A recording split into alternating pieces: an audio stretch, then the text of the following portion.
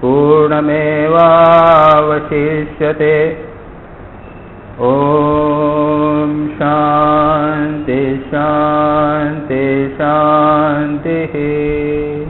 हरि ओम। हम लोग कठोपनिषद ईशावास्य उपनिषद के पाठ के लिए 1 महीने बाद मिल रहे हैं। 3 शनिवार बीच में आए थे। 2 में श्री रामकृष्ण के 2 पार्षद स्वामी निरंजनानंद जी और स्वामी अद्वैतानंद जी, इनके 2 के जन्मदिन थे और एक दिन जन्माष्टमी आ गई। तो 1 महीना तो भूलने के लिए काफी होता है। याद है कि नहीं है? थोड़ा तो रिवाइज करना पड़ेगा। संक्षेप में देख लेते हैं। हमने जो 4 क्लासेस हुई उसमें पहले जो शांति मंत्र है ओम पूर्णमदः पूर्णमिदम्, उस पर चर्चा की थी। बहुत महत्वपूर्ण है, सारे वेदांत का सार दे दिया है। पूर्णमदः व परमात्मा पूर्ण है और यह जो जगत है यह भी पूर्ण है। पूर्ण से ही पूर्ण की उत्पत्ति होती है और पूर्ण में से अगर पूर्ण को निकाल दिया जाए तो भी पूर्ण ही बचा रहे। यह अत्यंत गंभीर गहन है। संक्षेप में हमने इसे देखा था। ये ध्यान का विषय, उसको इंटेलेक्चुअली बौद्धिक दृष्टि से समझना एक चीज होती है और बौद्धिक दृष्टि से तो उस पर व्याख्या कई आपको शास्त्र में मिल जाएंगी। शंकराचार्य की व्याख्या है, अन्य शास्त्रकारों की भी व्याख्या है। लेकिन मुख्य बात है कि ये जितने मंत्र हैं ये ध्यान मंत्र हैं। स्वयं उस परमात्मा सत्ता को पूर्ण के रूप में, सर्वव्यापी के रूप में सोचना और स्वयं को भी उसके अंश के रूप में सोचना, यही सारा सार है इस उपनिषद का। उसके बाद में पहला मंत्र लिया था ओम ईशावास्यमिदं सर्वं यत्किंच जगत्याम जगत तेन त्यक्तेन भुंजीथा मा कृदः कस्यचित्। उसमें कहा गया है कि यह जो सारा ईशावास्यमिदं सर्वं, ये संसार में जो कुछ है, यत्किंच जगत्याम जगत, स्थावर जंगम चर अचर जो कुछ है वह ईशा आवास्यम, ईशा के द्वारा, परमात्मा के द्वारा आवरण करनीय है, आवृत कर देना चाहिए। या फिर दूसरी व्याख्या के आवास्यम, उसमें भगवान है, उसमें उसका भगवान का आधार है, ईश्वर का आधार है। फिर कहते हैं अगर यह भाव आ जावे तो क्या कहेंगे होगा? तेन त्यक्तेन भुंजीता, उससे अपने आप त्याग होगा। और यही है वास्तविक त्याग, बाहरी त्याग ही नहीं। जब कोई व्यक्ति सर्वत्र परमात्मा को देखने लग जावे तो उसके लिए फिर ग्राह्य और त्याज्य जैसी चीज नहीं रह जाती। इसको लेना, उसको त्यागना, क्योंकि सब कुछ भगवान। तेन त्यक्तेन भुंजीथा, उसके बाद में जो कुछ भी तुम्हें प्राप्त होवे, जो कुछ भी तुम्हारी परिस्थिति होवे, इसका भुंजीथा का अर्थ है 2 वर्ष किए भोग करो, जो प्रारब्ध के अनुसार प्राप्त हो जाए उसे भोग करो। या फिर दूसरा अर्थ है पालन पोषण करो। कस्यचित् धनम मा गृधः, लोभ मत करो, धन किसी का नहीं। तो यह दूसरा या पहला मंत्र था जिस पर हमने की चर्चा की थी और उस पर विभिन्न जो मतवाद हैं उस पर भी हमने चर्चा की थी। और फिर उसके बाद में जो दूसरा मंत्र है उसमें दूसरी एक विभिन्न बात, नई बात कही है। कुर्वन्नेवेह कर्माणि जिजीविषे शतम समाह एवं त्वयि नान्यथोच्छेतोस्ति न कर्म लिप्यते नरे।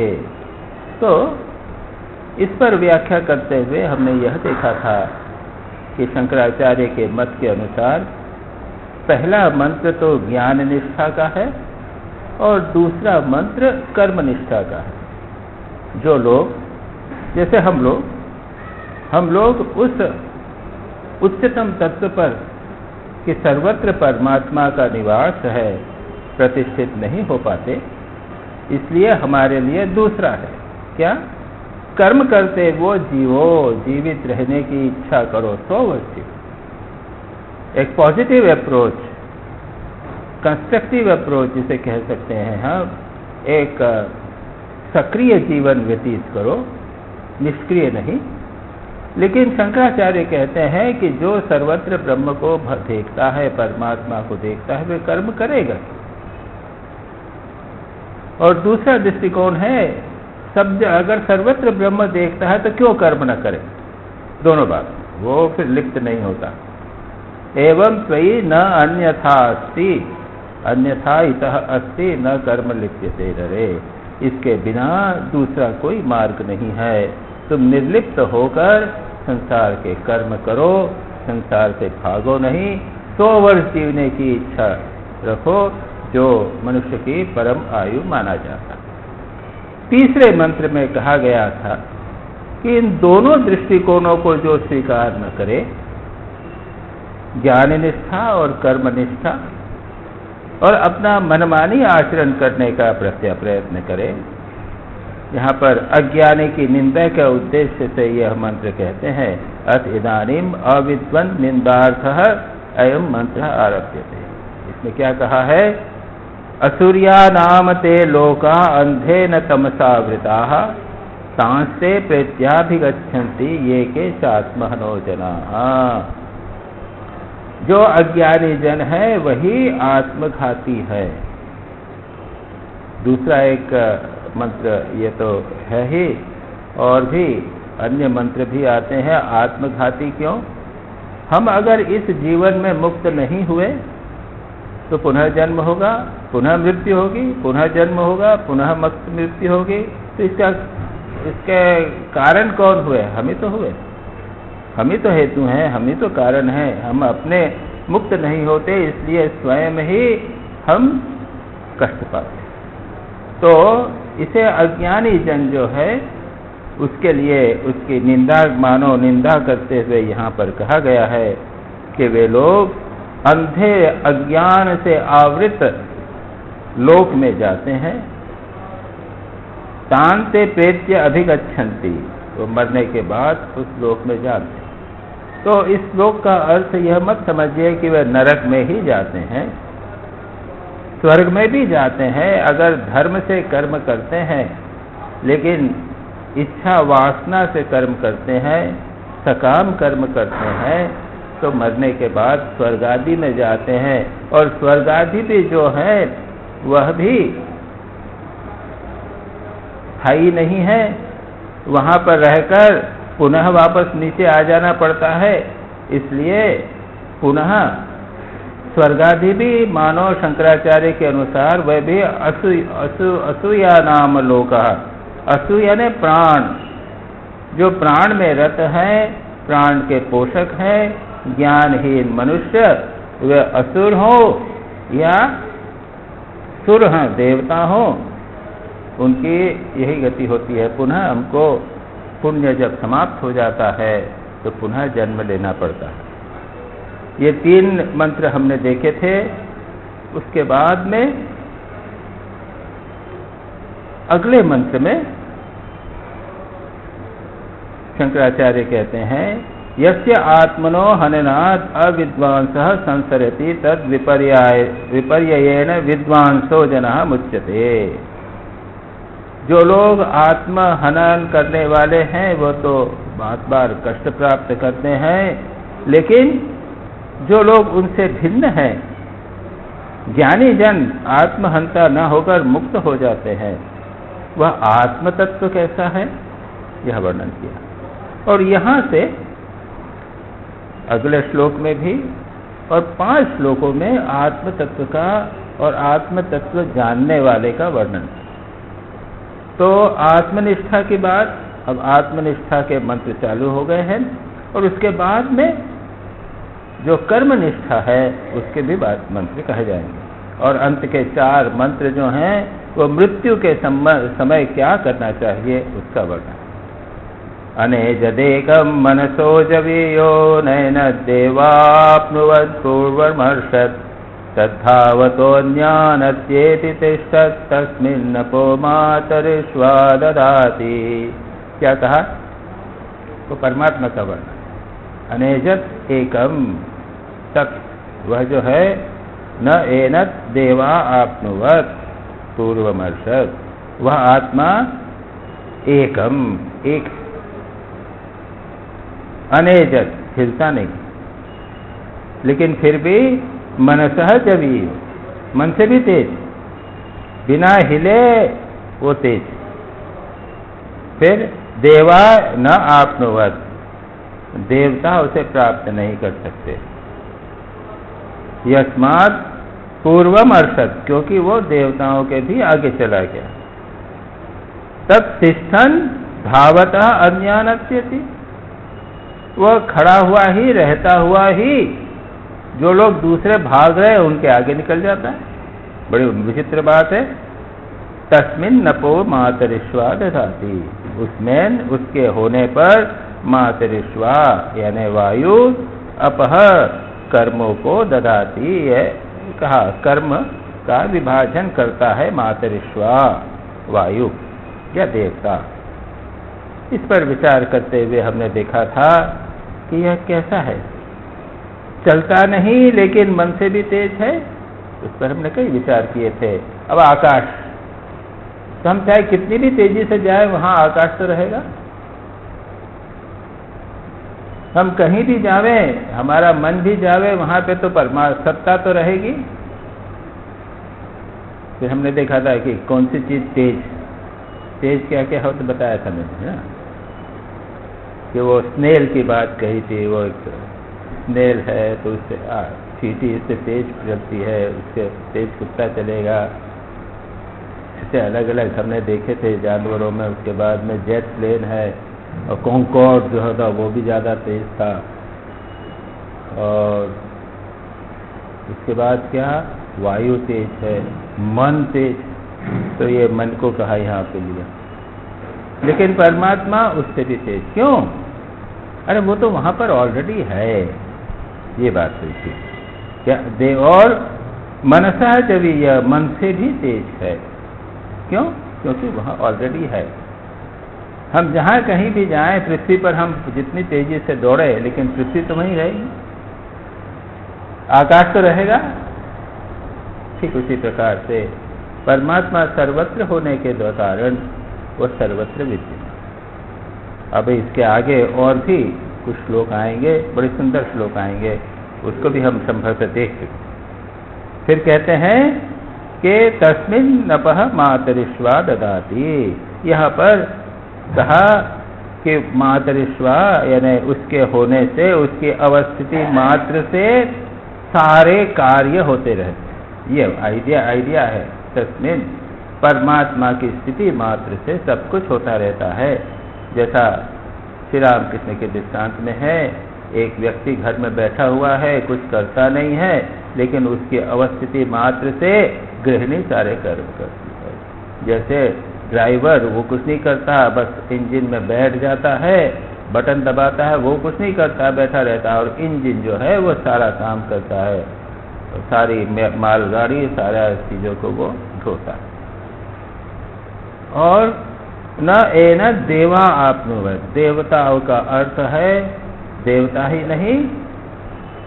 हमने कहानी देखी थी, केनोपनिषद की कहानी, जिसमें देवता यक्ष को जानने के लिए जाते हैं और जान नहीं पाते।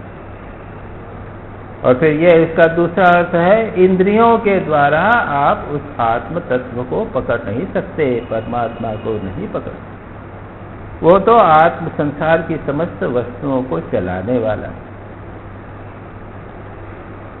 इसके बाद में 5वां श्लोक भी हमने देखा था, 5वां मंत्र देखा था।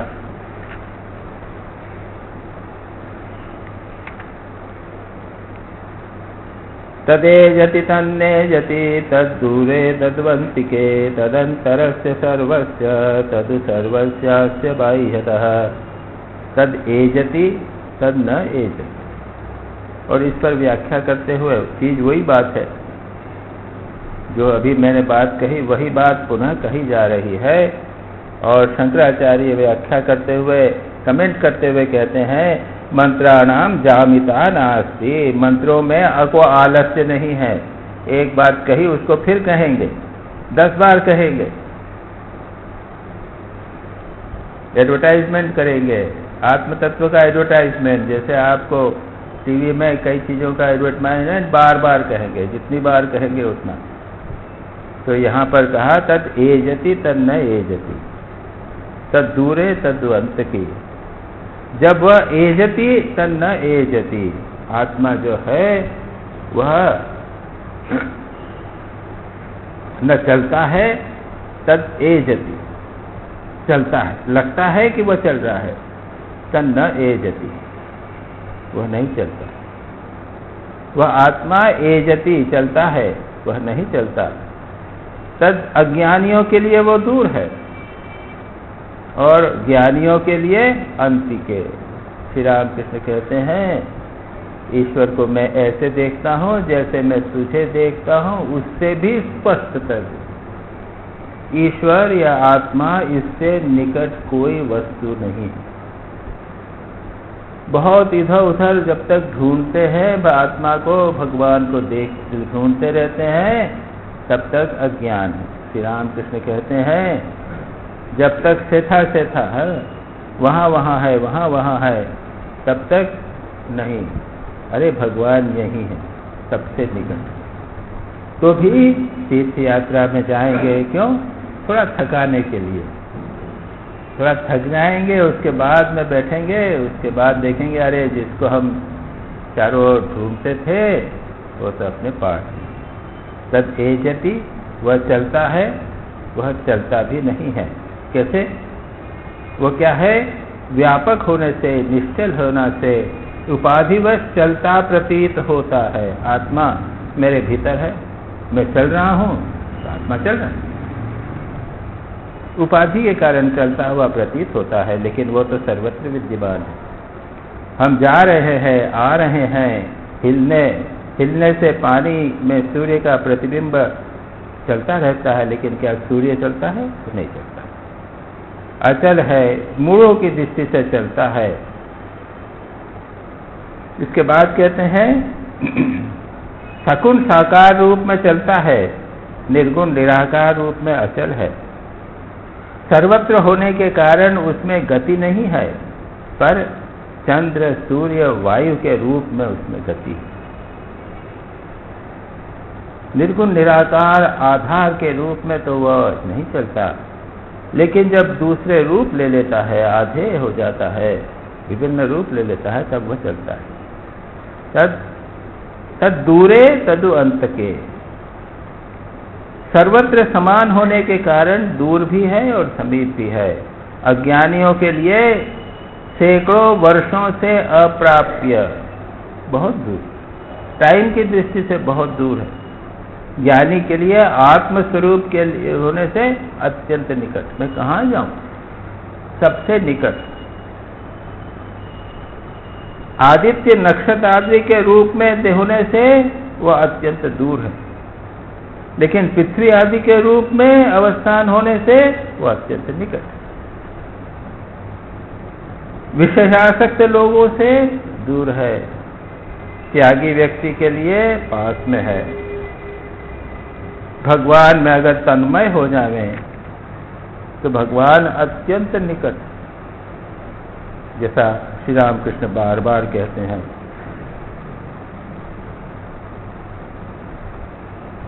अंतर्यामी होने के कारण जो दूर है वह भी, और जो पास है वह भी है। पापाचरण करने वालों से दूर है और सत आचरण करने वालों के पास। तो तद दूरे तद्वंती के इसकी विभिन्न लोगों ने जो व्याख्या की संक्षेप में आपको बताया।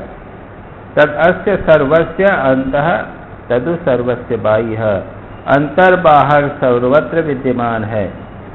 ब्रह्म चैतन्य अचेतन रूप सर्वगत विज्ञान घन होने से सब प्राणियों के भीतर है और जड़ रूप होने से बाहर है।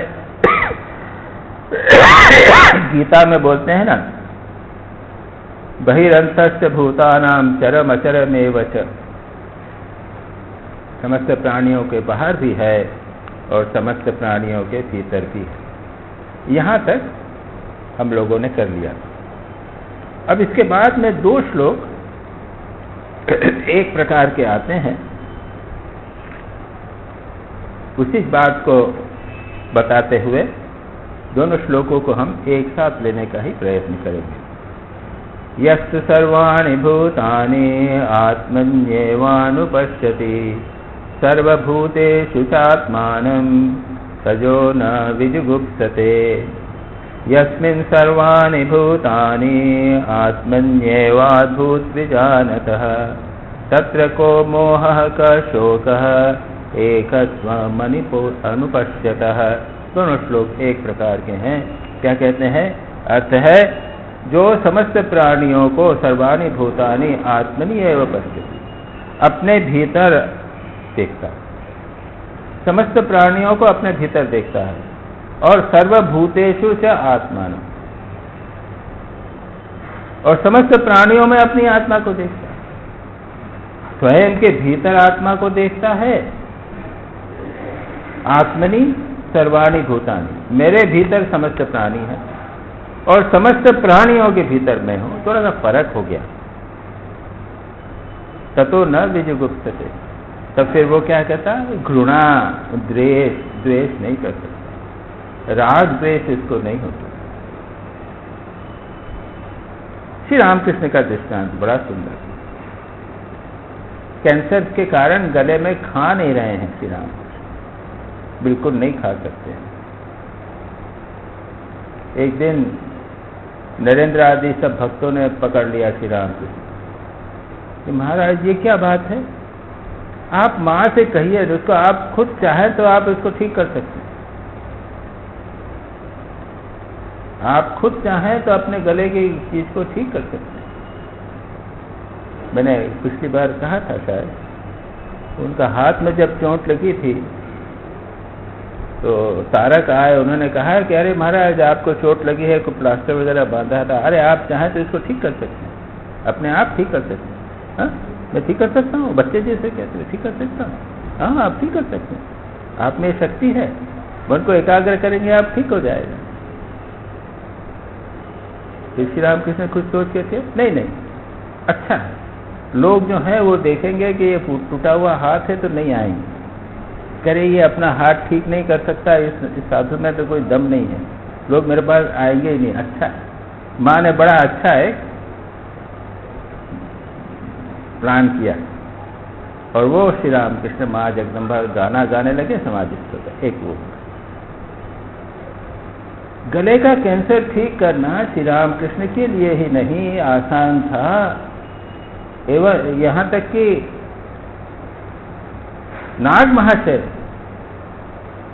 कहा था कि मैं ठीक कर दूंगा आपको। यानी क्या? नाग महाशय अपने संकल्प शक्ति से श्री रामकृष्ण का गले का कैंसर अपने में ले लेते।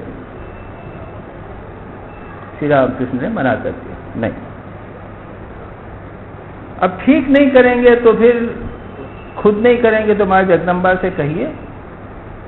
श्री रामकृष्ण कहते हैं कि मैं ऐसी बात जगदम्बा से कह नहीं सकता, अपने शरीर के बारे में माँ से मैं कभी कुछ मांग नहीं सकता कि नहीं हमारे लिए आपको शरीर को ठीक करना पड़ेगा। अब क्या करें? पीछे पड़ गए नरेंद्र आदि के, नहीं हमारे लिए आपको ठीक करना पड़ेगा। थोड़ी देर बाद पूछा कि आपने माँ जगदम्बा से प्रार्थना की? कि हाँ प्रार्थना की। माँ ने क्या कहा?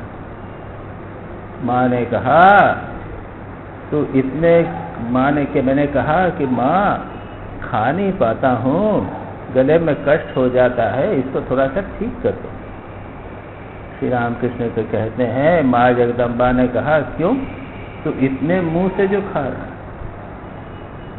सर्वभूतस्थम आत्मान, यस्तु सर्वाणि भूतानि आत्मनि, अपने भीतर समस्त प्राणियों को देख रहे।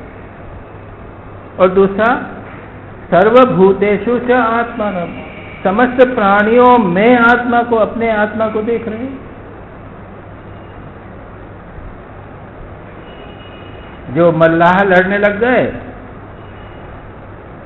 श्री रामकृष्ण के ऊपर चोट लग गई, सर्व प्राणियों के भीतर खुद को देख रहे हैं। दोनों में अंतर है यहाँ पे, इसलिए दोनों को उपनिषदकार ऋषि ने क्या कहा, अलग बताया। दोनों एक भी हैं, दूर क्या है? सर्वभूतानि आत्मनि, अपने में समस्त प्राणियों को देखना और समस्त प्राणियों में अपने को देखना, ये है आध्यात्मिक अनुभूति का उच्चतम स्तर, ये है लक्ष्य। एक दो दर्शन हो जाए, भगवान का दर्शन नहीं, ये लक्ष्य समस्त प्राणियों में मैं। ततो न विजुगुप्सते, फिर उसमें द्वेष का कोई प्रश्न ही कहाँ उठाएगा? द्वेष में प्रश्न तो उठ ही नहीं सकता, क्योंकि एक ही है, वहां द्वेष कैसे हो सकता?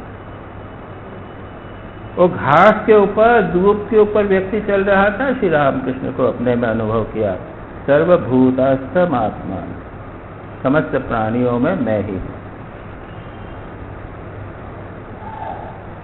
फिर एक और था, श्री रामकृष्ण का एक और दृष्टांत है, समस्त प्राणी मुझ में है। ये बात मैंने कही ना, कि मैं समस्त प्राणियों के मुंह से खा रहा हूं, है ना? उससे विपरीत मुझ में समस्त प्राणी है, इसका भी दृष्टांत है। बॉटेनिकल गार्डन वगैरह देखने के लिए गए थे, सब लोग थक गए थे, प्यास बहुत लग रही थी, धूप बहुत लग रही थी। योगेन माँ, गोलाब माँ, ये सब थे, और भी 3-4 लोग थे, नौका में गए थे। श्री रामकृष्ण ने कहा कि बहुत भूख लगी है, मुझे कुछ दो। तो लेकर रसमुंडी है ना, बंगाली लोग तो आप जानते हैं, जो बंगाली नहीं वो क्या, वो छोटे छोटे अपने, समझ लीजिए अपने रसगुल्ला है ना, छोटे छोटे रसगुल्ले, और इसके छाने के उसमें, तो थोड़े से ले आके दे दिया श्री रामकृष्ण को। और श्री रामकृष्ण ने सोचा था कि खुद थोड़ा श्री रामकृष्ण लेंगे, फिर हम लोग भी खाएंगे, हम लोग भी भूखे हैं। श्री रामकृष्ण सभी खा गए, पूरा खा गए। बड़ा आश्चर्य हुआ लोगों को, लेकिन लगा दूसरे ही क्षण लगा कि वो लोग सब पूरा पेट भर गया, सबका पेट भर, सिर्फ तो ये क्या, श्री रामकृष्ण के अंदर ही सब हैं, एक मुंह से संसार के समस्त प्राणियों को वो तृप्त करते। तो ये श्री रामकृष्ण के स्वभाव, इसको समझना, इस तरह हम अच्छी तरह समझ सकते हैं। दूसरा है, यस्मिन् सर्वाणि भूतानि आत्मा एव अभूत विजानतः तत्र को मोहः कः शोकः एकत्वम् अनुपश्यतः। यस्मिन् यानी यहाँ पर यस्मिन् का अर्थ है जिसमें नहीं, जिस काल में, जिस समय में, जिस अवस्था में सर्वाणि भूतानि, समस्त प्राणी, आत्मा एव अभूत, आत्मा ही हो गए हैं, ऐसा व्यक्ति को ज्ञान होता है, उस अवस्था में एकत्वम् अनुपश्यतः, सर्वत्र एक ही देख रहा है। तब मोह कैसा हो सकता है, शोक कैसा हो, कैसे? वो जानता है कि मैं ही समस्त प्राणी बना हुआ हूं, आत्मा एव अभूत, समस्त प्राणी और मेरी आत्मा एक ही है, फिर शोक और मोह कैसे हो सकता है? उच्चतम स्थिति। जैसा हमने कहा, ये शोक और मोह तो अज्ञान की शक्तियां, आवरण और विक्षेप के द्योतक हैं। शोक और मोह का मूल है अविद्या, और यह है उच्चतम विद्या की स्थिति। नॉट ओनली विद्या, बातचीत में ज्ञान की बात नहीं, उसमें प्रतिष्ठा। आगे आएगा विद्या और अविद्या का विवेचन आएगा। जो विद्या का अनुसरण करते हैं वो गहरे अंधकार में जाते हैं। विद्या का अर्थ है अनुभूति। केवल अगर मौखिक बात है, बड़ी बड़ी बातें करना है कि आत्मा सर्वत्र है इत्यादि प्रवचन दे दिया और समझ लिया कि मैं बहुत बड़ा हो गया, ये अविद्या ही है। तो यहाँ पर कहते हैं कि जो जान जाता है कि सभी प्राणियों की आत्मा मैं हूँ, तो शोक मोह हो ही नहीं सकते। अपने में अपने से अतिरिक्त जब कुछ नहीं है, जब द्वैत नहीं है, तो शोक मोह लोभ क्रोध सब लगा लीजिए। शोक और मोह तो बात छोड़ दीजिए, सब और सारी चीजें लगा लीजिए। वहाँ पे वियोग कैसे हो सकता है, क्योंकि एक ही है। दो होते हैं तब वियोग होगा, तब शोक कैसे होगा। मोह भी कैसे हो सकता है। मोह क्या है, जब दो व्यक्ति होते हैं, किसी के प्रति आसक्ति इत्यादि होती है, तब यह मोह होता है। इसके अतिरिक्त कैसे। तो ये दो श्लोक बहुत महत्व के हैं, उसी की बात चल रही थी। अच्छा, अब इसका हमारे जीवन में क्या सार्थकता, उपयोगिता क्या है। ये तो उच्चतम आध्यात्मिक अनुभूति का वर्णन। ये जो जितने श्लोक अभी हमने देखे, इसके पहले वाला भी जो था,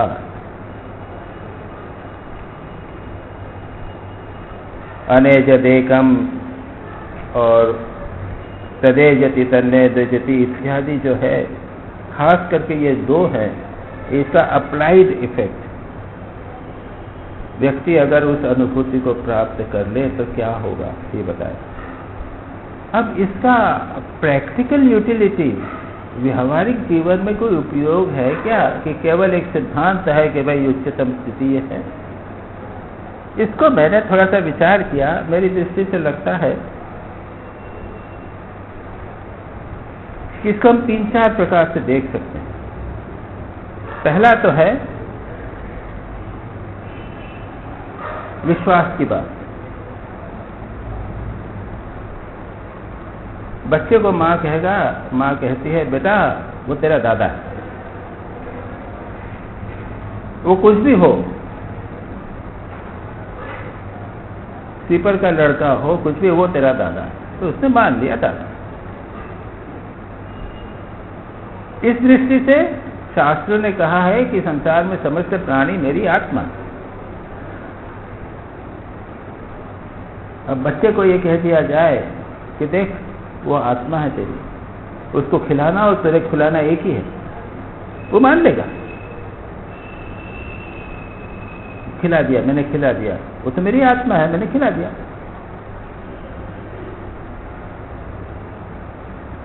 द्वैत, अद्वैत में दिक्कत होती है, द्वैत में आसान होता है। माँ ने बच्चे को बोल दिया कि जा जंगल में दादा मधुसूदन रहता है, तेरा भाई है। बच्चे ने विश्वास कर लिया और मधुसूदन का दर्शन हो गया। पिता ने बच्चे को कहा कि जाओ, मैं नहीं रहूंगा, भोग लगा देना ठाकुर जी को। उसने थाली ले जाके ठाकुर जी को भोग लगा दिया, कहा खाओ। विश्वास, भगवान आके खाने लग गए। ये विश्वास। अगर हम अत्यंत सरल हों, विश्वास माने हो जाए।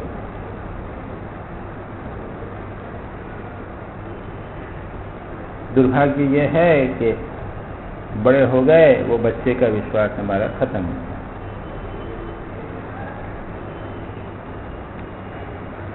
दूसरा है विचार। वेदांत की चर्चा, विचार की चर्चा। विचार का अर्थ क्या है, इसको संक्षेप में वेदांत की प्रक्रिया बताएं। वो है अध्यास और अपवाद, अध्यारोप और अपवाद। क्या कहते हैं, ये जगत जो दिख रहा है ना, तुमको दिख रहा है ना, हाँ दिख रहा है, ये सत्य है ना, हाँ सत्य। ये विचार करें, विचार करें। क्या ये सत्य है? देखो ये बना हुआ किससे है?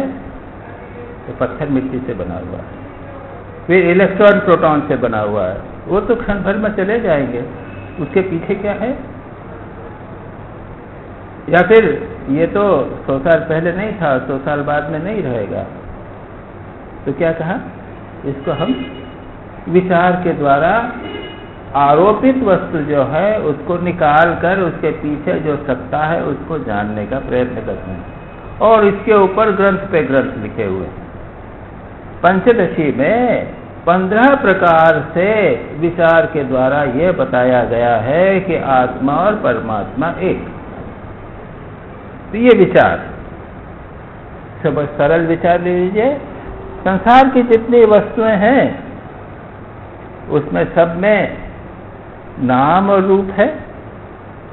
इसमें किताब है, इसका रूप है, और नाम है किताब, इसका भी नाम है, एक रूप है, और ये सत है, और नाम रूप सच्चित आनंद है। 5 वस्तुएं सर्वस्व हैं। नाम युग जो है वो जगत रूप है, और सच्चित आनंद ब्रह्म रूप। जहाँ कहीं भी नाम रूप है वो मिथ्या है, और सच्चिद आनंद जो है वो ब्रह्म है, वो सत्य। एक पुस्तक में सत्ता तो है, नाम रूप हटा देंगे तो क्या रहे? हम कल्पना ही नहीं कर सकते नाम रूप के बिना किसी चीज को। क्या बचेगा? एक सत्ता बचेगा, वो सत्ता ब्रह्म की सत्ता है। तो एक ये वेदांत का विचार। अब यस्तु सर्वाणि भूतानि आत्मनि एव अनुपश्यते सर्वभूतेषु च आत्मानं ततो विजुगुप्सते न विजुगुप्सते। मैंने बता दिया, दृष्टांत दे दिए श्री रामकृष्ण के, लेकिन कहेंगे ये कैसे हो सकता है? विचार की दृष्टि से मैं और दूसरा व्यक्ति एक है, ये कैसे हो सकता है? मैं और ये केले का पेड़ ये एक कैसे हो सकता है? मेरे में केले का पेड़ है और केले का पेड़ मुझ में, ये कैसे हो सकता है? नहीं हो सकता। तो विचार कर कि नहीं, केले के पेड़ का नाम और रूप हटा दो और तुम्हारा नाम रूप हटा दो, तो जिसको कह रहे हैं उसको सोचना पड़ेगा ना थोड़ा, कि तुम केले का पेड़ जिसे मान रहे हो वो तो नाम और रूप है ना, और तुमने अपने आप को भी नाम और रूपात्मक मान लिया ना, इसको हटा दो दोनों को। हाँ, ये अंतर जो है वो नाम रूप के कारण होता है। नाम रूप चला गया तो क्या हो गया? केले में सत्स्वरूपता है, चेतनता है, मुझ में भी सत्स्वरूपता है, चेतनता हो गई, एक हो गए कि नहीं हो गए? हो गए। ये विचार की प्रक्रिया, पहली विश्वास की प्रक्रिया, दूसरी विचार की प्रक्रिया। और वेदांत बार बार विचार कर करके ये बात दिमाग में बिठाना चाहता है, श्वेत केतु तत्वमसि, श्वेत केतु तत्वमसि, श्वेत केतु तत्वमसि। जिस प्रकार मिट्टी से घड़ा बनता है, मिट्टी से दूसरा बर्तन बनता है, सैकड़ों प्रकार के मिट्टी के बर्तन बनते हैं, लेकिन जो मिट्टी में जो नाम रूप है वो हटा दो तो मिट्टी है, सब में एक है, कॉमन मिट्टी। इसको कहते हैं विचार। वेदांत बार बार विचार करके करके करके इस बात को मन में बिठा देना चाहता है कि सब कुछ एक ही ब्रह्म है। तीसरी प्रक्रिया है आरोप की कल्पना। कैसे? स्वामी विवेकानंद कहते हैं, क्या कहते हैं? Put God behind everything. मैंने पहले भी कहा था, put God behind everything. People, animal, food, work, जो कुछ भी तुम्हें दिखाई दे उसके पीछे भगवान को रखो। पुट गॉड, कल्पना करो, प्रोजेक्ट करो, वस्तु को आरोपित करो। कुर्सी दिख रही है, सोचो कि यह चैतन्य है। ये खंबा है, सोचो कि यह चैतन्य है। स्वामी विवेकानंद क्या कहते हैं? स्वामी विवेकानंद कहते हैं कि बच्चे को सब कुछ चैतन्य दिखाई देता है। पता नहीं आप लोगों को इसका वो है कि नहीं, आप लोग माताएं हैं जिन्होंने बच्चों को बड़ा किया, तो छोटा बच्चा जो है वो सब चीज को चैतन्य देखता। और मुझे याद है, मैं कभी कभी क्लास में पहले भी कहा हो कि नहीं कहा हो, मैं छोटा था तो मेरे को कार जो चलती थी तो वो मेरे को दिखती थी कि ये जीवंत है। और फिर वो फायर ब्रिगेड आता था तो वो लाल होता था और बड़ा दिखने में बड़ा नया लाजीब लगता था। तो जैसे ही घंटी सुनाई देते थे तो जोर के जाके देखता था, मुझे लगता था कि एक बड़ा विचित्र प्रकार का एक जीव जा रहा है। फिर मैं जब बड़ा हुआ तो मैंने सोचा कि ये कहाँ, मेरे को याद रह गया वो बात। मैंने कहा कि मैं बचपन था इसलिए इस तरह की बातें सोचा करता हूँ। लेकिन स्वामी विवेकानंद कहते हैं नहीं, द चाइल्ड इज राइट, बच्चा ठीक है। हम बड़े हो गए, अब जड़ और चेतन का अंतर करने लग गए। सर्वत्र तो भगवान है, वो बच्चा देखता है। उस चीज को लाने का प्रयत्न कीजिए। आप जा रहे हैं, बेंच देखिए, थोड़ी देर कल्पना करके देखने का प्रयत्न करिए कि बेंच जो है वो लिविंग है, चैतन्य है, जागृत है, जीवंत है। केवल वो चलती फिरती नहीं है, बोलती नहीं है, लेकिन वो जीवंत है।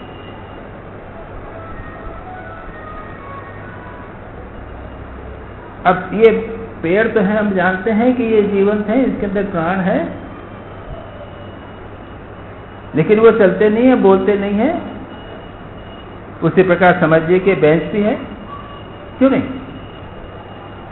Project God everywhere, Swami ji खुद कहते हैं, मैं अपनी बात नहीं कह रहा हूं।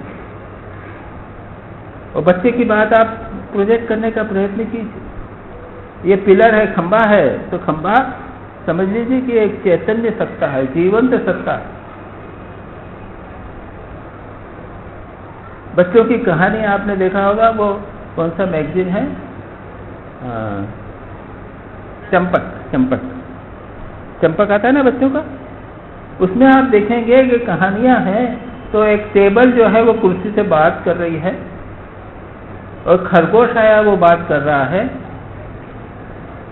एक माइक है, तो माइक टेबल कुर्सी से तीनों बात कर रहे हैं, और बच्चे को अच्छा लगता है, बिल्कुल ठीक लगता है,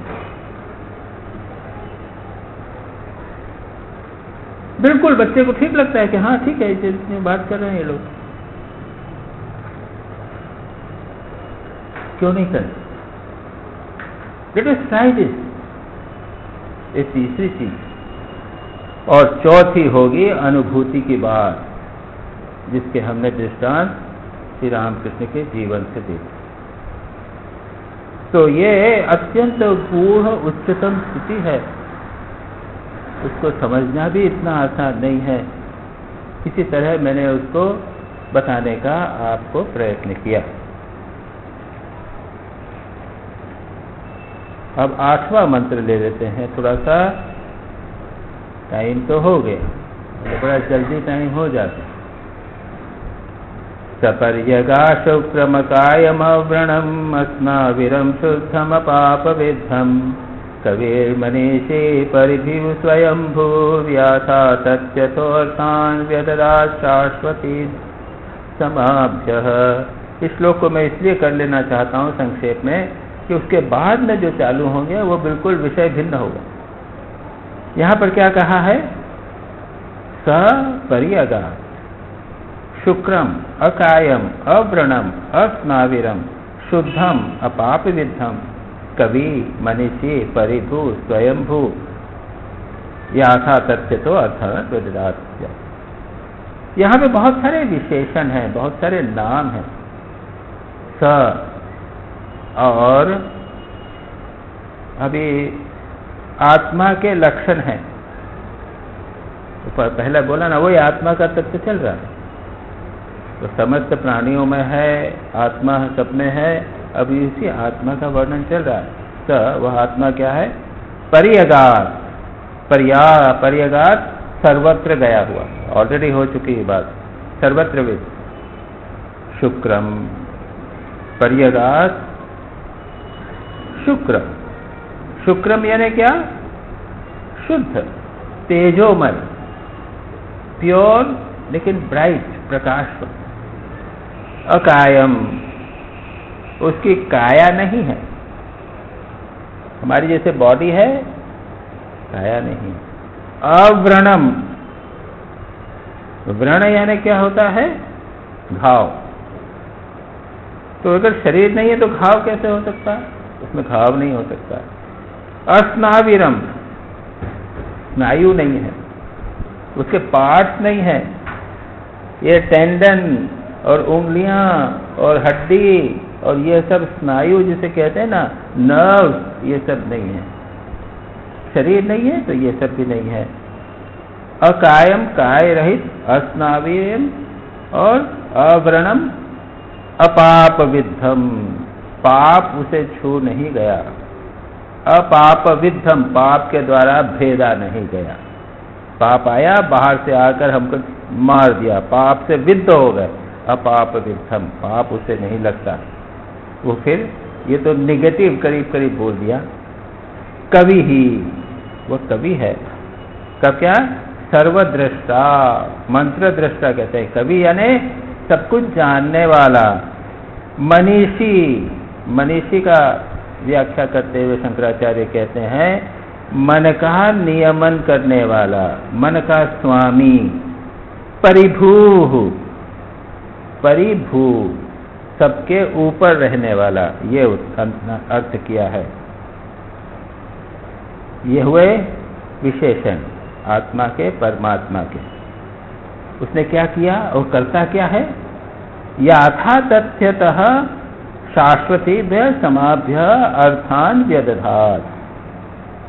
वस्तु स्थिति के अनुसार शाश्वतीभ्य समाभ्य, यानी बहुत सारे पहले समय से संवत्सर नामक नित्य प्रजापतियों को अर्थान व्यदधात, कर्तव्यों को दे देता, कंट्रोलर भी है। अब इस श्लोक की व्याख्या कुछ लोगों ने इस प्रकार की है, व्याख्याकारों ने बड़ा अच्छा किया है। तो जो लोग थोड़ी सी संस्कृत जानते हैं वो देखेंगे कि सह, कवि, मनीषी, परिभू, स्वयंभू, ये तो पुल्लिंग है। और शुक्रम, अकायम, अवृणम, अस्नाविरम, ये क्या है? कर्म। ये कर्म है, ये है वो नपुंसकलिंग में, दोनों भिन्न है। एक को कर्ता लीजिए, एक को कर्म लीजिए, और पर्यगात जो है वो क्रिया हो गई। तो कहते हैं कुछ व्याख्याकारों के अनुसार स से आत्मज्ञानी या ब्रह्मदर्शी पर व्यक्ति के लिए कहा गया, जिसने आत्म साक्षात्कार किया है, वो शुक्रादि विशेषण से युक्त और ब्रह्म को कर्म। इससे क्या है मतलब? क्या हुआ कि वह कौन? कवि, परिभू, स्वयंभू, ब्रह्मज्ञानी क्या करता है? ब्रह्मज्ञानी अकायम, अव्रणम, अस्नाविरम, शुद्धम, अपाप विद्धम, परमात्मा पर्यगात। वो परमात्मा को जानता है, लेकिन जब जानता है तो जानने के बाद में वो ब्रह्मविद हो जाता है। वेदांत देशिक कहते हैं ब्रह्मविद ही क्रांत दृष्टा हो सकता है, मनीषी हो सकता है, स्वयंभू होता है। और वह क्या करता है? वह ब्रह्म रूप हो जाता है और समस्त विशेषणों से युक्त हो जाता है। तो कुछ शास्त्रकारों का कहना है कि यह जो मंत्र है, यह जो ब्रह्मज्ञानी है उसका वर्णन है। और शंकराचार्य लेकिन कहते हैं कि यह परमात्मा का ही वर्णन है। तो खैर, इसके बाद जो अभी तक हम जो कह रहे हैं वही है। इसमें अवृणम, अकायम, तो यह जो शरीर है, स्थूल शरीर का प्रसिद्ध को निषेध किया गया। और फिर शुद्ध है, कारण शरीर तो कहा गया। मतलब यह है कि तीनों शरीरों से परे है।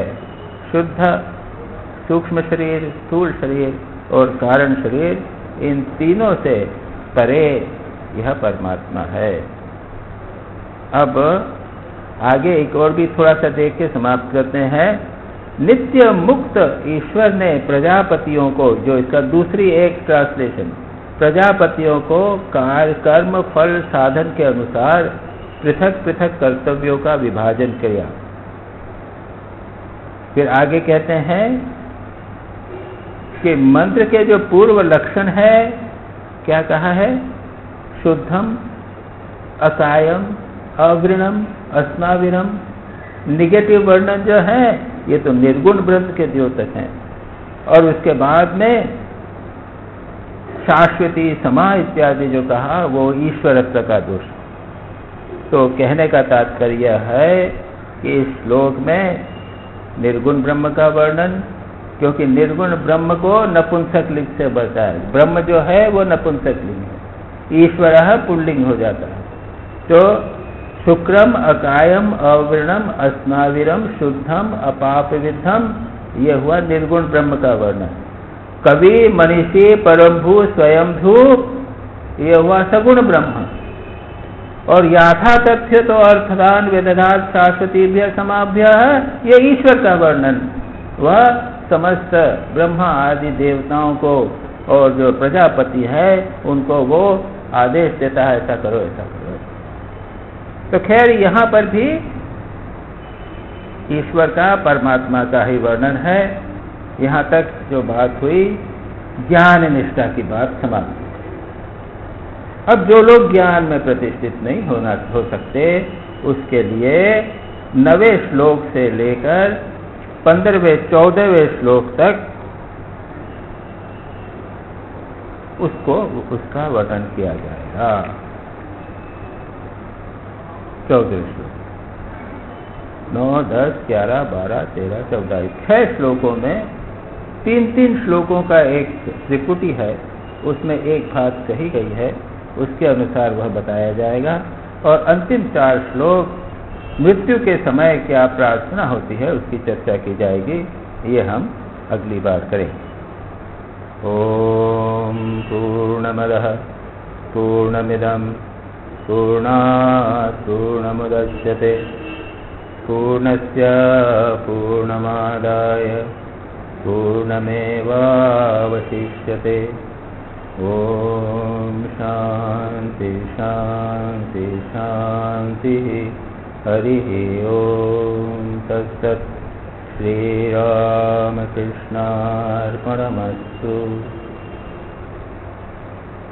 2 सूचनाएं, 2 अनाउंसमेंट। पहला है सूचना, मेरे श्री रामकृष्ण वचनामृत पर 137 प्रवचनों का 125 घंटों का 125 आवर्स के एक सीडी हिंदी में वचनामृत के प्रवचन है, उसकी सीडी अद्वैत आश्रम ने तैयार की है। और वो कुछ दिनों बाद बुक सेल्स में आ जाएगी। ये आप लोग की सूचना है।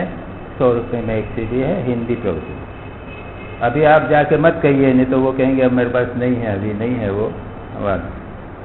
दूसरी, some of you want me to talk in English and you had approached the manager Maharaj that there must be a class for about English also, in English also. Okay? So those who are interested, after this, just now we can discuss it.